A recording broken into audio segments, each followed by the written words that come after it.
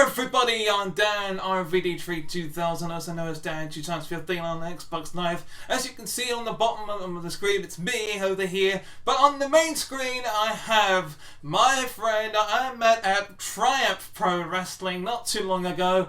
It's Champagne Charlie. Thank you very much for having me. I'm happy to be here.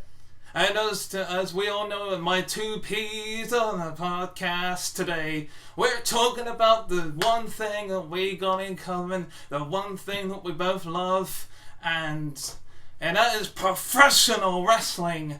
Because this man right here is a professional wrestler, and none of that sports entertainer stuff.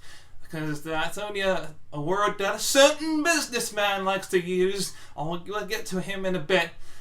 And my friend, my question is to you, since that we're going to be talking about professional wrestling today, what made you get into the professional wrestling?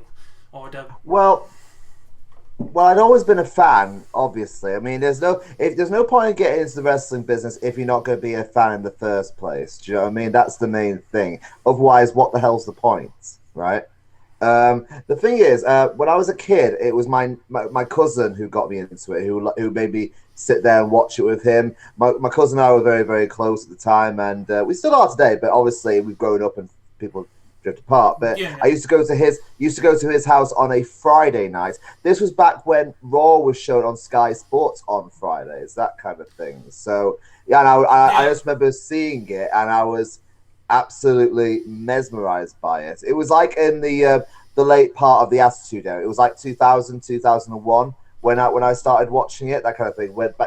Back when people would say it was awesome, that kind of thing. Yes. But and like I said, I'd always been a fan. I always tried to find out about schools, but back in the late 90s, early 2000s, the wrestling schools were really, really scarce. Nowadays, they're all over the place. Yeah. Do you know what I mean? So you had to do your other things to try and do the physical side of things. Some people would do martial arts. Some people would do just anything other than wrestling, unfortunately. And then finally, several years ago, when I moved down to Essex, now where I live, because I'm originally from Manchester, right? A friend of mine who I met down here started going to a wrestling training school, and he said to me one day, "What are you doing this afternoon?" I said, "Not much," and he said, "Come with me to this place today." We go to our Dropkicks wrestling training based in Purfleet, by the way, that kind of thing, and DKW. And I get there, and they're assembling a ring, that kind of thing. Right. And that's pretty much how it all started. Oh, that's amazing, man. It's a good thing to learn the ropes. It's like literally, no pun intended. But it's always good to get into that type of sport, as sports entertainment or whatever you like to call it. Now, obviously, with me being a big fan of wearing my Seth Rollins top here, and let's go on to the actual wrestling itself. My first time ever watching pro wrestling was when I was about this big, maybe a little bit high, maybe 5-6 years old. I remember watching parts of WrestleMania 9, and yeah, when you look back at WrestleMania 9, it nods, you look at all the politics that happened in this stuff, but for when I was a kid, and that main event, that was the first match that I watched, was Hulk Hogan coming to the save at the end of the night to make the fans go home happy as one more time as the WWF champion, as it was known then. When you're a kid, you see that Hulk Hogan thing, you think, "Oh, this is awesome." But when you learn about the backstage politics that was going on at the time, it's like, what a git, honestly. A lot of the time, people forget about the mesmerizing moment at the time. And I was like, yes, he's coming out to help out his friend Bret Hart. Bret Hart was screwed over. He cheated to win the title. When you're a kid, you go nuts at these things. But sometimes when you look back and think, oh, why did he? Oh my God, I can't believe he did that. Listen, Hogan and politics go together hand in hand. There's been many times where he's been through it for himself. Apparently, the one thing he likes to say when something is not going the way that he wants is, "This doesn't work for me, brother," that kind of thing. And then they switch it for him.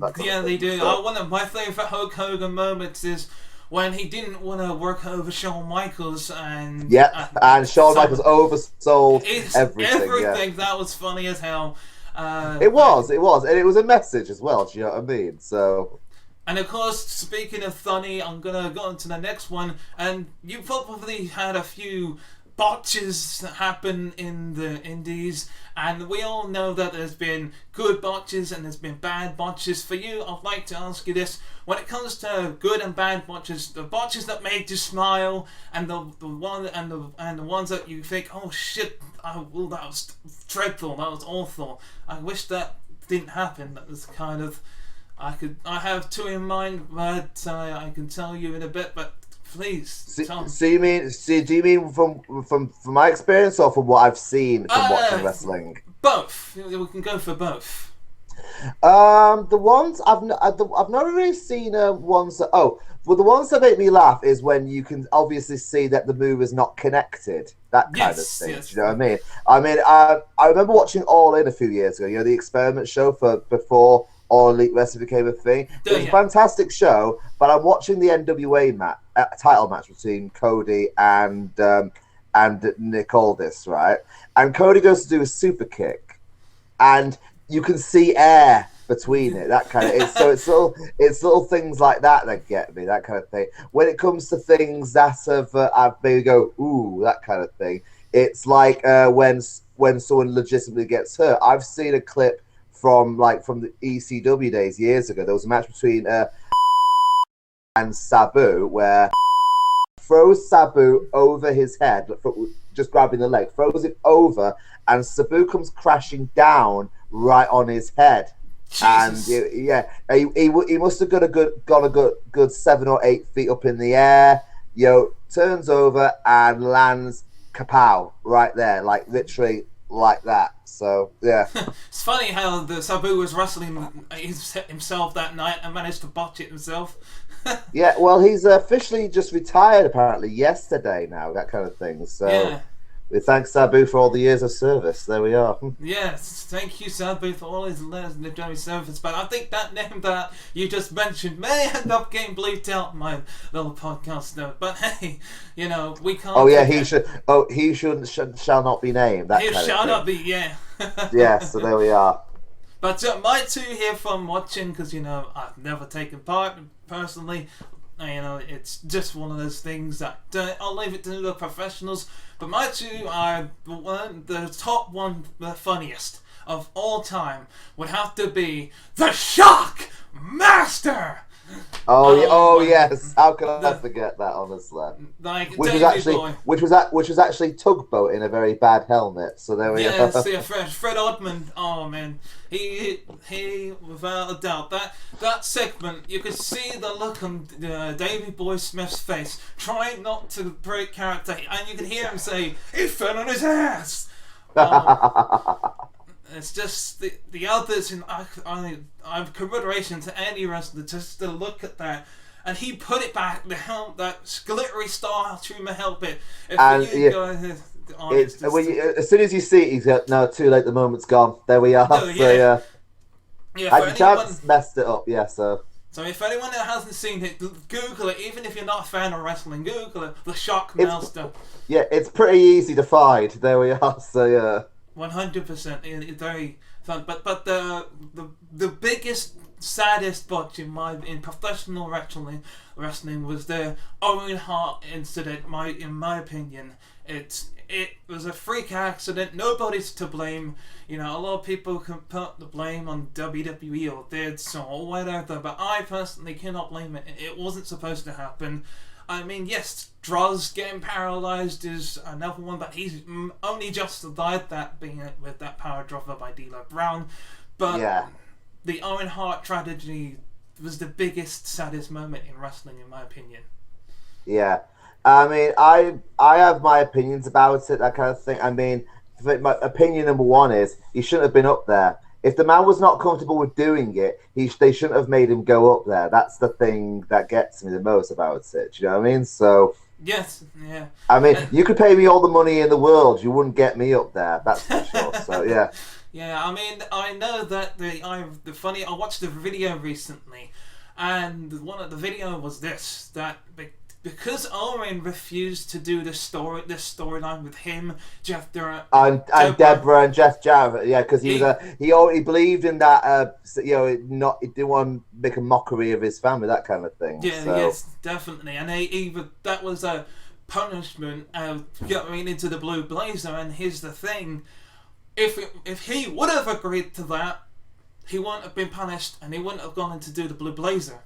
The problem was back then, Vince McMahon didn't know how to use actual proper wrestlers instead of characters, that kind of thing. Yes. You know what I mean? Because there were a lot of great wrestlers at the time, but they also had, like the giant personalities to go with it. No offense to Owen Hart, he was one of the best wrestlers, but as far as being a big, over-the-top personality, that's something he wasn't, that kind of thing. And because of it, they didn't know what to do with him, that kind of thing. So They come up with these harebrained ideas of trying to get him to have an affair with Deborah or the Blue Blazer, even that kind of thing. But they just couldn't push him as a legitimate wrestler, which is sad. That's it. So, especially after the screw job, it was very very iffy. But yeah, and then you think about nearly a year later of if Owen Hart alive, you think of the people who came in: Jericho, Beep, Benoit, Saturn, Eddie Guerrero, all that kind of Kurt Angle, even all that lot came in afterwards, and they were great technical wrestlers as well. They could have put on clinics with Owen Hart had he survived, still been alive. You know what I mean? So yeah, definitely. But there are a lot of companies that are out there, especially nowadays. But I like to think that there are different types of wrestling fans, and we have the same connection to wrestling where we watch it, and no matter what happens, we will tune in. Like we talk about the most recent news, like with all these releases that happen, not just in recently with Nia Jax, carrying Cross, Scarlett, and all those people, but the others in 2020 that happened during the pandemic and stuff. The one thing that doesn't really bother me, because I understand that wrestling is a business. Absolutely, and, going to the different fans, that one of them is the modern day fans, which is they don't focus on the Raw or the SmackDown because they think it's not as good as it used to be. But they focus on like things at the indies, and which lead into things like. One of the things people are a big supporter of the indies is probably the AEW, that kind of thing, because they really give a lot of the indie darlings, as they call them, a shot, that kind of thing. Yes. Whilst WWE has just recently announced that they've stopped doing that. Kind of thing. So, but you're right about different stars. These are the different stars you've got. You've got the like I said, the people, like I said, the modern fans, as you mentioned. You've also got the old school fans as well, who like things like a great nostalgia right now is the fact that they in the last couple of years they brought the NWA back. You know what I mean? Obviously with a modern spin, but it gives that salute, to the old school. Yes, it does. Yeah, and then you've got. I hate to say it, but you got the hardcore wrestling fans as well, because they recently set up that company that Nick Gage works for, where it's all death matches, and Combat Zone Wrestling is another thing as well. But you get a great mixture of it all. So, and I mean, a lot of people have a lot of WWE fanboys. I'm not a WWE fanboy. I'm just one of those guys that have watched. That was the one that I grew up on, and I don't necessarily. Yeah, I know that there is others to watch, but it's the scheduling of my life where Raw's a 3-hour show. You got SmackDown, it's a 2-hour show. I don't watch NXT or 205 Live or NXT UK, but I know it's out there, and I got Dynamite, and then you got Rampage with AEW, and Dark and Elevation and all that kind of stuff. So, I mean, if you look at it now, wrestling's kind of taken over the airwaves. I mean, wrestling's on it now, I think, 6 or 7 times a week now? And that's with all the different companies, that kind of thing. So, it is indeed a bit too much for one person to handle if you're focusing on wrestling itself. I love wrestling. I've watched it since I was little. But I like to stick to one because it was the one that I grew up with. So there has been opinions, like I'm not one of those guys where let's take, since I'm wearing a Seth Rollins t-shirt, let's take Seth Rollins versus The Fiend in Hell in a Cell. Then when it was stopped, and but for no reason, but when it's in a no DQ match, yeah. Then there's the internet marks, the internet fans that go on their social media or whatever it is, YouTube, Instagram, TikTok, Facebook. Oh my God, I can't believe that. I can't believe that stopped doing it. Blah blah blah blah blah. And then guess what? They probably end up being hypocrites because they probably end up watching Raw the next week to find out what happens. Exactly. So exactly. I'm a bit of love-hate with WWE right now because obviously I grew up watching WWE, but the things have changed not for the better in my opinion. They really have, that kind of thing. I mean, I know you've got to try and change with the times, but they seem to be doing a backward step here. Vince McMahon doesn't seem to know what makes a superstar in 2021, especially with the whole releases they just did a couple of days ago. Yes, I agree. Like, the releases are of another thing where we don't know the reason behind it. And well, there's reasons and speculations. Do you know what I mean? But I mean, some of the ones they released, I understand. Do you know what I mean? Because they weren't doing much with it. But when you release someone who's got the high caliber of Karrion Kross, which in a way is probably a relief as well, because they weren't treating him good either. They put him in that ridiculous like Roman get-up. Thing. I mean, the one thing was disappointment for me, which I know this is going to be an unpopular decision, but it's my opinion, was Nia Jax. I know she was rough and tough and didn't really know how to, understand the differences between real and not real. Yeah. How much do you want to bet that the reason why she was kicked out was because of the real fight that she had with Charlotte during the show a few weeks ago? Do you remember that? Yes, I do. The little shoot, the differences. And for you non-wrestling fans, we can explain what I just said there. There is two things in wrestling. There's a shoot and a work. So a work is basically storyline. So for example, if JJ or Charlie Champagne was in a ring against one of my friends, Taylor James, and they were fighting and they did a promo against each other, that is a work. But if this because it's part of the show, because it's written into the show. But if someone wants to do a shoot, then they're in it for themselves, and they really throw a spanner in the works. And normally, if you do that, you get a good chewing up in the back afterwards, provided you make it out of the ring in the first place. So, oh yeah, there's been so many very good, interesting shoot moments throughout the entire history of wrestling, and like one of my favorite moments was I can't exactly remember this Japanese wrestler's name. I think it's Kabushi or something. I can't remember, but Kabushi. I think so. I think it might have been him.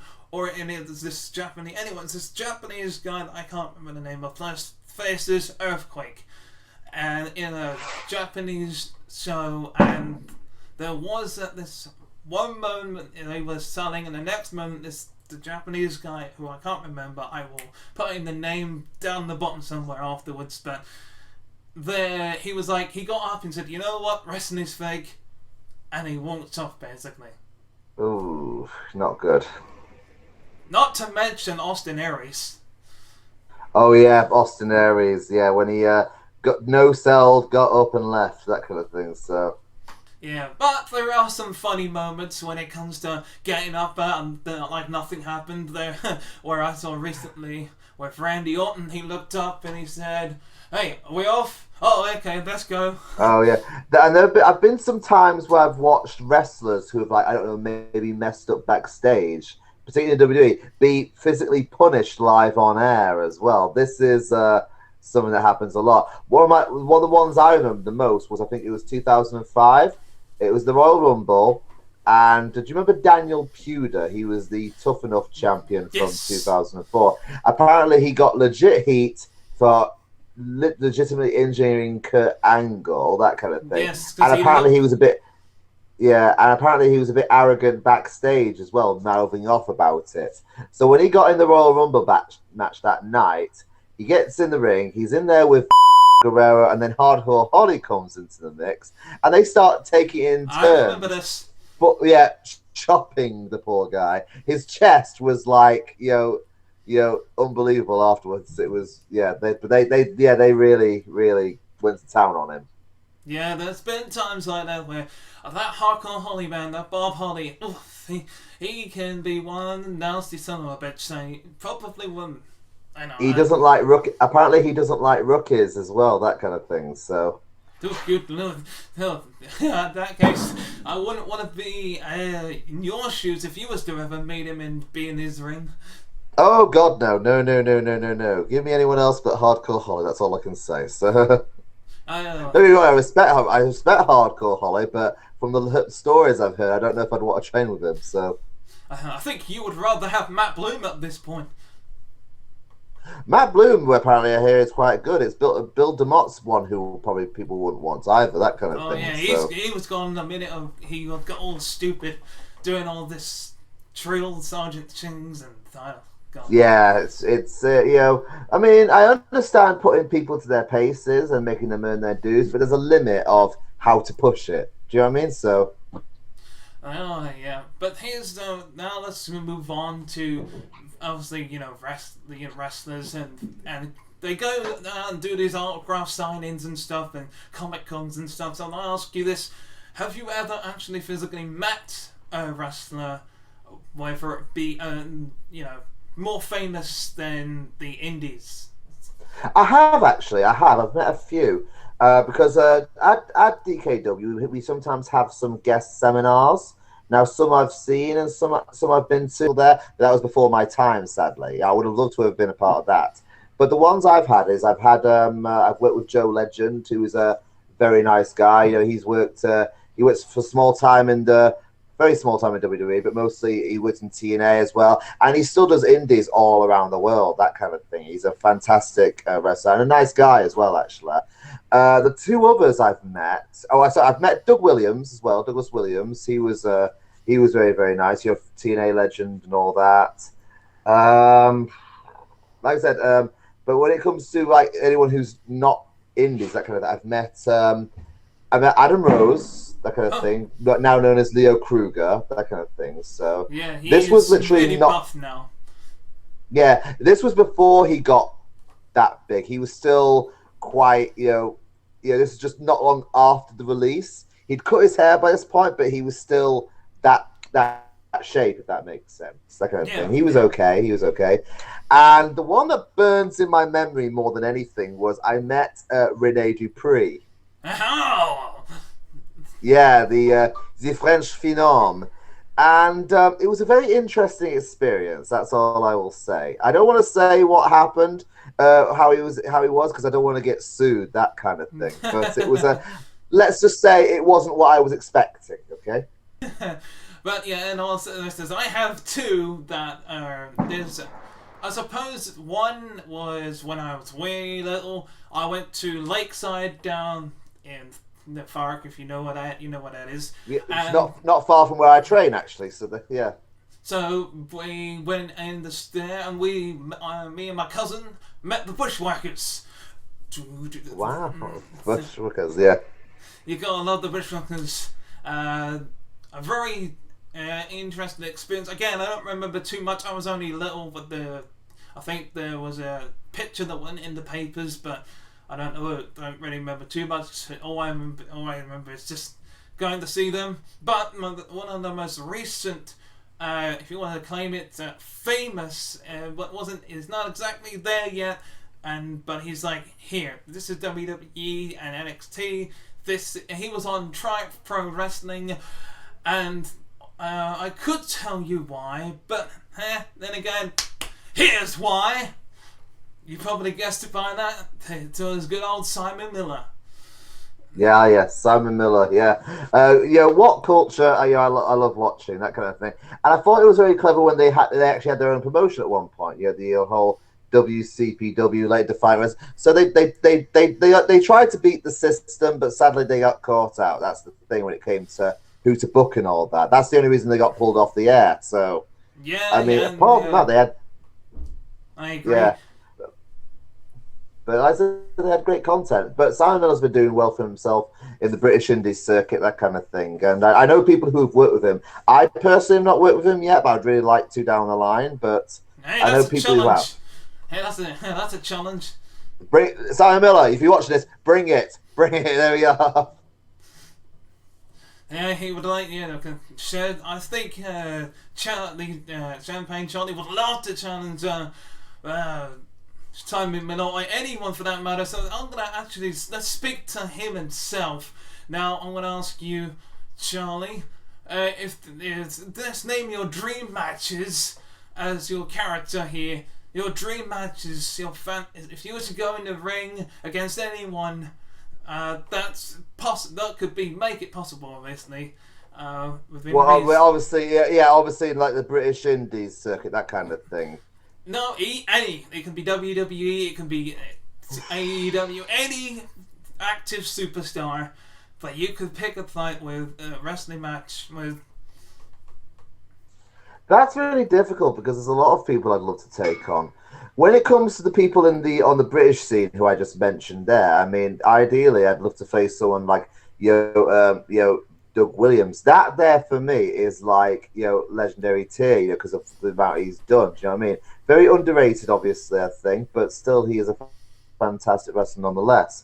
I've actually you mentioned your good friend Taylor James. I've actually never had a one-on-one match with Taylor James. Do you know what I mean? We've trained together for a good few years now, and we've worked shows together. We've been in matches where we've like crossed each other's paths, like battle royals, etc. But we've never had a legit one-on-one match. Well, I'll send this to him, and there you go.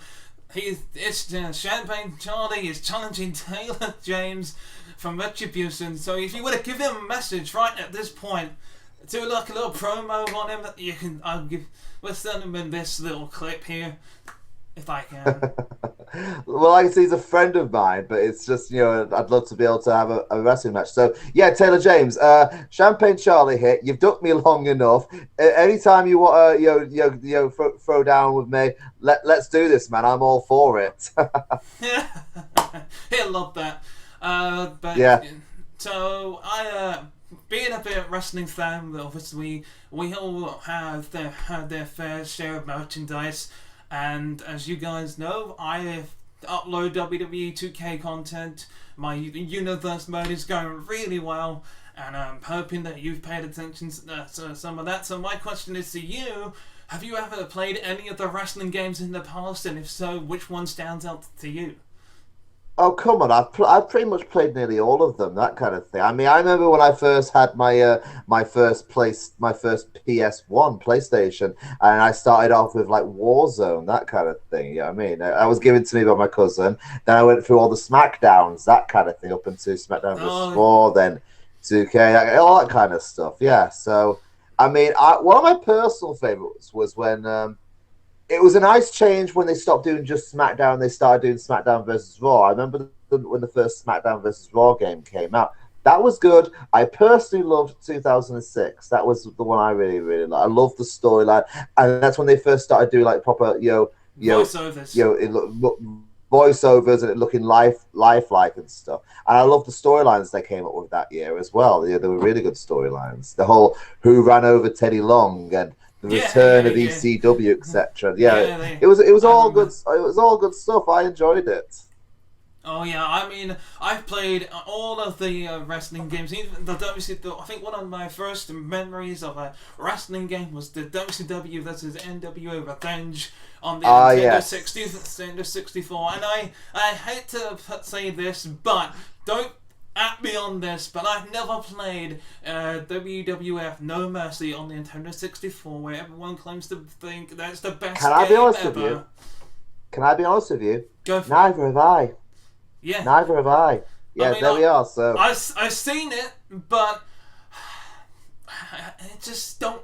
I mean, yeah, probably for the time, that was one of the best games out there for the time, and it's got all the good roster on there. But yeah, I look back at some of the old, original videos of people playing, and I'm like, it's just a WWF version of WCW NWO Revenge. It's like, yeah, we are. So like it don't really look good to me.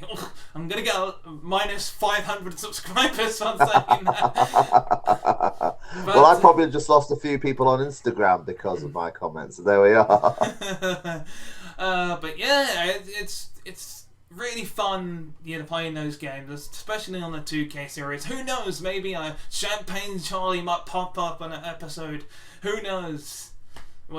There we are. If you give me a little picture of I might get a picture of you outside when you're finishing maneuvers and everything. I might be able to do your entrance and stuff.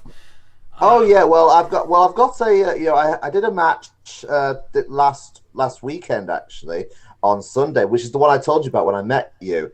We obviously, as you mentioned, we met at Triumph Pro Wrestling a couple of weeks ago, which was owned by Taylor James and Sam Dufresne, who are friends of mine as well, that kind of thing. And I was there scouting a tag team who I was due to face, Heavenly United. And this past week, me and Benny Nitro, sadly in a losing effort, took them on, that kind of thing. But it was a fantastic match nonetheless. So I've still not got the footage yet, but once I do, it'll be posted, that kind of thing. So that's something to keep an eye out for. Yeah. And then I've actually got 2 more matches coming up this month. Actually, I am on the as a matter of fact on November 20th, I make my debut for Immortal Wrestling. Immortal, nice. Yeah, Immortal Wrestling, Westbury, Wiltshire, Venom Nightclub. On the 20th. It's going to be fantastic. I'm taking on Curtis Elliott for that match, so that should be really, really good. And then the following day, I've got again another DKW show. Loaded in Leon C, at the Lee Community Centre. I saw an advertisement for that. It's the one where you can vote. Yes, the fans can. It's kind of like Taboo Tuesday or Sunday, the way the fans can vote the outcomes of what kind of matches are going to happen, that kind of thing. More will be revealed as time goes on, but there we are. Yeah. I mean, there's a couple of times where you're getting all blurry, but don't worry about that for the time being. Don't worry about that. But there's where we'll go on one more last topic, and that is wrestling themes. Now, I can't play any wrestling themes because of copyright reasons, but if you can tell me your top 5 favorite wrestling themes. It could be of all time, or it can be now, or whatever. So your top 5 wrestling themes, no matter where it's from. Do you reckon you can do that? I think I can. There's a few I've got in mind. Let me see now. I do love Cult of Personality is one I love. That kind of thing. Yeah, I love that. I love Macho Man's Pomp and Circumstance because I just love that kind of music. You're gonna love the Macho Man. Exactly. It's a funny one because no one understands the lyrics, but Billy Gunn's Ass Man was always a pretty good one as well. You gotta love him. You gotta kill him. Exactly. Yeah. Oh, that's a good one. It is a good one, yeah. Here's another one which was quite odd at the time because I'm going another Attitude Era one here. D'Lo Brown's Danger at the Door, bring it on, what you gonna do about it? Bring it on, what you gonna... Yeah, that one. So yeah, it kind of gets you amped up when you listen to that one. Do you know what I mean? You could hear that. You could probably hear that in like a rave or something. You could play that. Exactly. Yeah, exactly. And because I love singing it every time I hear it. Currently, Chris Jericho, Judas. Yeah, that's a very good Yes, one. There we are, yeah. Well, I'm going to tell you that my top 5, and there's also a little, what's the word? Honourable mention as well. The honourable mention, okay. The honourable mention goes to my friend Jacob the Gaywood, who was recently the last guy to have on my podcast, if you saw that, and that is Glorious Domination, which is a hell of a theme song, and I love it because it's got that and you gotta love the Glorious Domination. But one of my, now if I'm going for Monday, Finn Balor's Finn Balor's theme song. Oh yeah, it's really good. Well, the whole all that kind of Yeah, stuff when you get the crowd into it. So yeah. If you're at a wrestling convention or whatever and that's playing, or even if there's someone at work, or whenever I'm at work and I've got my wrestling playlist on, as soon as Finn Balor's music hits, no matter what happens, as soon as that, people walking across thinking, what the fuck? What the hell's going on? Yeah. Yeah, and my third one is Drew McIntyre's new theme song. And there's a funny thing about that. I was playing that the other day, and when the waiters went past and said, "Hey, wait, that's Drew McIntyre's theme song." I also said, "Oh, so you're a wrestling fan?" Yeah. He says, "Oh, yeah, I pay attention to it every now and again." But it's with people like that when they walk past and you're listening to a wrestling playlist and they recognize it like that. That's when you think, oh, you just opened up a can of worms with me, especially when I'm... There we are. It's like, oh, I'm going to be asking all the questions now. So, yeah, Drew McIntyre's... but another, I'm going to give one more last honourable mention to AJ Styles' theme song, Phenomenal. And going from my top... obviously you got all the classic, the Ultimate Warrior's theme song, Macho Man's theme song, Big Boss Man's theme song.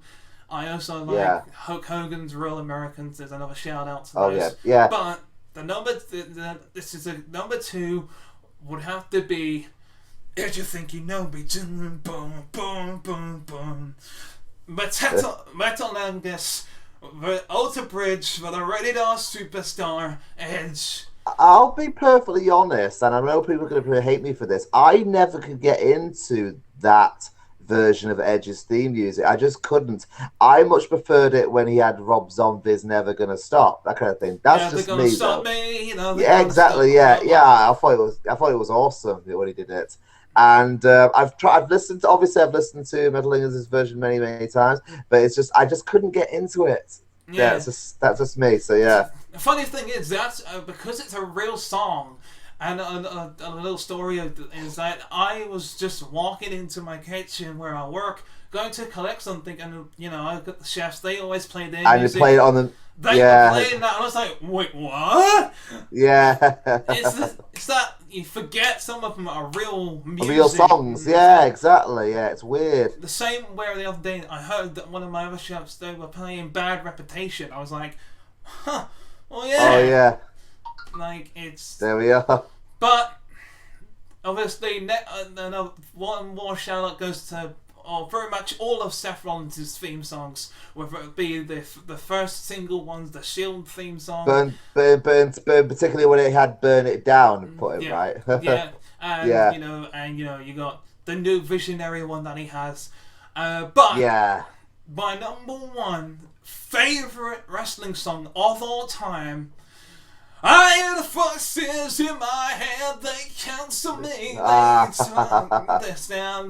they talk to me. It's Randy Orton's Voices. My God, that's a great tune. That I love it. You can just feel it. I very much, every time it comes on, I can sing along to it, and every time it comes on, you gotta admit, even when you hear it, you gotta do the Orton pose. It's like... Yeah, it's like... Yeah. And you're waiting for someone to get RKO'd out of nowhere. Bucko got it out of nowhere. Oh man, that could be a move that you could put into your arsenal, the RKO or something. Nah, I'm happy with my finishes that I've got. They're quite effective. So. Oh yes, and what was it? The Hangover? You said it was. Yep. And the Drunken Fury as well. So. The Drunken Fury. Yeah, I think the Hangover you said was a reverse DDT. Yes. And what's the Drunken Fury? It's like basically like a clothesline from hell, basically. So. Yeah, because it turns him inside out. Run off the ropes and bam, yeah. Just knocking him out silly. Indeed, yeah. Well, speaking of finishes, I think it's about time we finish this little 2 P's in a podcast. Thank you very much, JJ, for being my special guest in this wrestling edition. Thank you very much for having me. And hopefully we will talk again one day. And it's a goodbye from me. Goodbye from me. Oh, yeah. Woo! Thank you very much for watching this video. If you want to watch the previous video, click on the video on the left. But if you want to watch the playlist, then click on the video on the right. Also, feel free to click subscribe by clicking on the Master Chief icon on the top.